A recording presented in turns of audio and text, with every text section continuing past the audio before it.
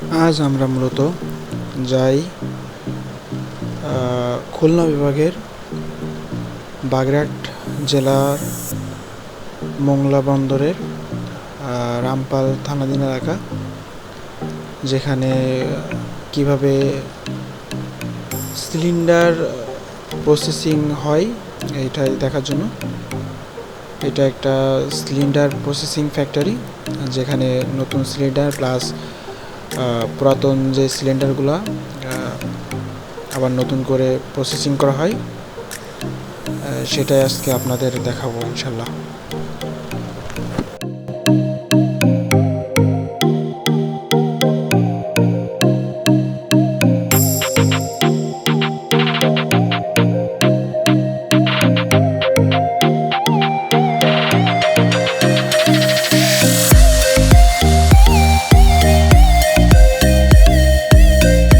আপনারা নিশ্চয়ই দেখতে পাচ্ছেন যে হলো নতুন সিলিন্ডার তৈরি করে রাখা আছে, প্লাস সাথে পুরনো সিলিন্ডারগুলো আছে।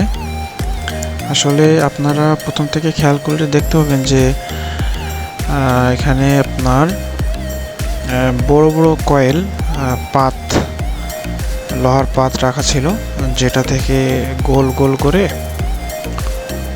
কেটে নেওয়া হয় এবং পরবর্তীতে এটা বাটির মতো তৈরি করা হয় এবং ঝালার মাধ্যমে জোড়া দিয়ে সিলিন্ডার তৈরি করা হয়। এখানে একটু লক্ষ্য করুন, দেখুন এইখানে এই যে পুরানো সিলিন্ডারগুলা একটা টানেলের মতো করা আছে, যেখান দিয়ে এই যে রেল লাইনের বগির মতো পরপর একের পর এক এই মেশিনের ভিতর ঢুকতেছে। মেশিনের ভেতর ঢোকার পরে এখান থেকে পুরা ক্লিন হয়ে রঙগুলো উঠায় এখান থেকে এই যে এই পাশের একটা মুখ দিয়ে বেরোয় যাচ্ছে।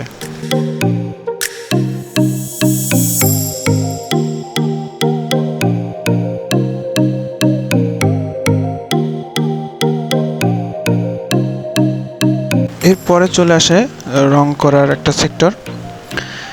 ওইখান থেকে পুরানো রঙগুলা উঠে যাওয়ার পরে একটা সাদা আবরণ দেওয়া হয়।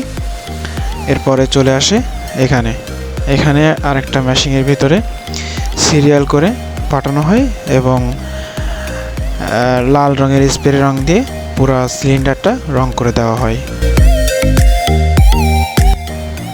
এই রঙের পরেই এই কোম্পানির নাম এবং মনোগ্রামটা এই সিলিন্ডারের গায়ে লিখে দেওয়া হয় এবং এভাবেই তৈরি হচ্ছে হাজার হাজার এমন সিলিন্ডার।